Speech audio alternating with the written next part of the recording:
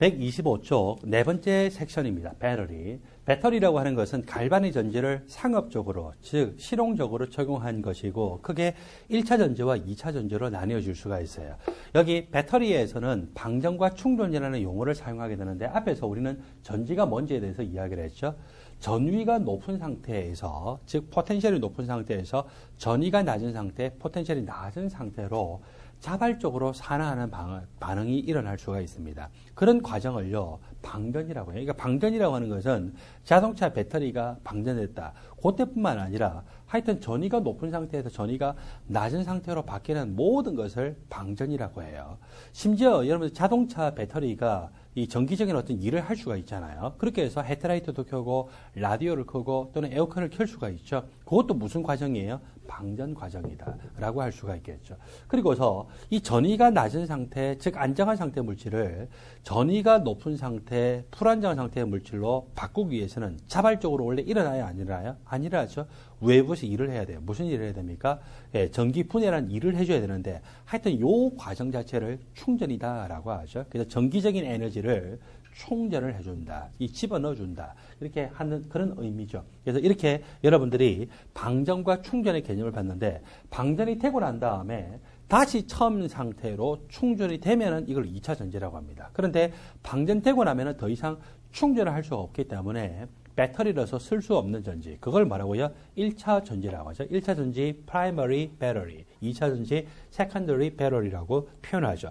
1차 전지의 대표적인 전지로서는 망간 전지 그리고 알카라인 전지가 있고 망간 전지는 원래 산성 조건인데 그것을 염기성 조건으로 고친 것을 염기성 건전지라고 하기보다는 보통 알카라인 전지다라고 표현을 많이 하죠. 수은 전지는 원래는 일반학 수준에서는 중요하게 다루는데 요즘에는 환경 문제 때문에 쓰지 않기 때문에 책에서조차도 표현하지 않는 책들이 많아졌어요. 2차 전지의 대표적인 게 납축전지죠. 납축전지는 예전에 피트 예비검사에도 문제 나왔지만 또 8월달, 지난 8월달에 미트디트 문제에서도 저 문제가 나왔잖아요. 그래서 2차 전지 가장 대표가 저 납축전지고 저거 질문할 까지 많이 남았기 때문에 나와요라고 했는데 진짜 나왔어요, 안 나왔어요? 정말 나왔죠. 그러니까 교수님들이 문제를 내기 위해서는 일단 테마도 좋아야 되지만 질문할 거리도 충분히 많아야 돼요. 그렇게 생각하시면 여러분들이 뭐가 질문이 나오겠구나라고 하는 것도 생각할 수 있겠죠. 그래서 항상 교수님의 머리 뚜껑을요 열어가지고 보도록 하세요. 여러분 한니발이라고 하는 영화 보신 적 있으세요? 그 영화 보고서 제가 충격을 받았어요. 한니발이라는 영화를 보면은 이 사람이 어떤 사람을 싫어하냐면 한니발 렉터 박사가 좀 정신병자처럼 나오는데 어떻게 보면은 저는 이 사람들이 표현할 때 그 한니발 렉터를 정신병자처럼 이렇게 표현하는 것 같지만 작가는요 한니발이라는 사람을 통해서 어디가 제 생각이에요. 사람을 통해서 이 뭔가 이렇게 사회에 대한 어떤 메시지를 주는 것 같아요. 한니발 렉터 박사가 정말 싫어하는 사람이 어떤 사람인지 아세요? 루드한 사람. 무례한 사람을 정말 싫어해요. 그래서 무례한 게 꼭 자기뿐만 아니라 다른 사람한테도 무례하면은 한니발 렉터 박사가 요 사람 이게 그 머리 뚜껑을 열어가지고 여기 뇌를 구워 먹기도 하고 또는 어때요? 간을 이제 또 잘라가지고 구워 먹기도 하고 이제 이거 완전히 정신병자 같은 그런 건데 근데 선한 사람을 그렇게 하지 않고 항상 누구한테 그러냐면은 그 무례한 사람, 루드한 사람. 그렇죠. 그래서 그 한니발이라고 하는 영화, 제가 이제 한니발이라는 영화에서 뭐 때문에 충격을 받았냐면은 그런 것들은 사실 이렇게 보면은 굉장히 좀 범죄적이고 그렇잖아요. 근데 한니발이라는 사람이 정신병원에 갇혀 있을 때, 범죄자로서 갇혀 있을 때 이 사람한테 가장 큰 고문이 뭐였는지 아세요? 이 사람한테 가장 큰 고문이 최신 의학 저널을 못 보게 하는 거. 그러면 이 사람은 이제 미쳐 나가 떨어지는 거예요. 그리고서 이 정신병원에 다시 이제 수용소 소장과도 같은 사람인데 이 사람이 그런 고문을 주면은 이 사람은 너무 이제 미치는 거예요. 그래서 그것만은 허락해주면 내가 적당하게 인터뷰도 해줄게. 이제 이런 식으로 나오는데 그거 보고서 친구하고 자고 기절 초풍했잖아요. 우리가 그렇거든요. 우리는 이렇게 최신 이제 이 화학 저널 논문을 이렇게 안 보면은 마치 이렇게 마약 안 먹은 검단 현상처럼 생겨요. 그래서 그거 어디서 가서 볼 수 없을까? 지금도 이제 보는 거예요, 그렇죠? 인터넷 사이트 들어가가지고 최신 논문. 그러니까 학교로 이제 들어가서야 볼 수 있는데 이제 밖에서 볼 때는요. 적어도 어때요? 애브스트랙트라도 이게 읽어야 어때요? 요즘 이런 연구하고 있구만. 물론 다 영어예요. 그래서 그거 이제 봐야 되는데 그거 보고서 정말 이 작가가 대단한 걸 아는구나. 그래서 그걸 이제 친구하고 외국 학회 가가지고 그걸 보고서 충격받았잖아요. 그래서 영화 자체는 굉장히 비참한 그런 영화인데 어떻게 우리 과학자들의 그 사고방식을 알지? 그러면 이제 했었는데, 여러분들도 하여튼 나중에 훌륭한 의학자라든지 약학자나 또는 훌륭한 치과의사 되시고 그냥 환자 치료할 뿐만 아니라 이제 나중에 공부 많이 하다 보면 이제 그런 거 아시게 될 거예요. 자, 이렇게 해서 하여튼 납축전지. 교수님들이 머리 뚜껑을 열어서 요리해 먹는 게 아니고 머리 뚜껑을 열어서 여러분들이 그 내용들을 그냥 보도록 하십시오. 납축전지가 대표적인 2차 전지고 이제 납축전지가 지난 8월에 문제가 나온 걸로서 더 이상 질문할 거리가 없어요. 그래서 납축전지에 대한 공부를 하신다라면은 기출 문제만 보셔도 되고 추가적으로 니켈 카드뮴 전지가 아직 한 번도 출제가 안 됐어요. 그래서 니켈 카드뮴 전지를 여러분들이 주목해서 보시길 바랍니다. 그리고 아직 출제가 안 된 게 있죠. 알카라인 전지가 대표적인 1차 전지인데 이거 출제 안 됐어요. 그래서 알칼리 전지에다가도 밑줄 긋고 미출제라고 표현을 해놓도록 하세요. 반드시 저런 내용들, 제가 아직 출제 안 됐는데 이거 출제돼요 라고 하는 거 조심하시면 돼요. 여기 섹션 4번에서 배터리에서는요, 누가 산화가 되어서 산화수 변화가 어떻게 되느냐, 누가 환원이 되어서 또 산화수 변화가 어떻게 되냐, 그거를 여러분들이 가장 주목해서 보시기 바랍니다. 그리고 고체 물질이 산화가 돼서 그냥 이온이 되느냐, 고체 물질이 산화가 돼서 난용성 염이 형성되기 때문에 사실상 이 고체 물질이 음이온과 결합하면서 오히려 질량이 증가했느냐, 그런 것들도 여러분들이 주목해서 보셔야 되겠죠. 2차 전지로서는 리튬 이온 전지가 시험에 출제됐고, 그는 시험에서 출제할 만한 포인트 내용 그대로 딱 출제를 했어요. 이것도 우리가 이거 조심하셔야 되라고 했는데 그게 바로 답이었죠.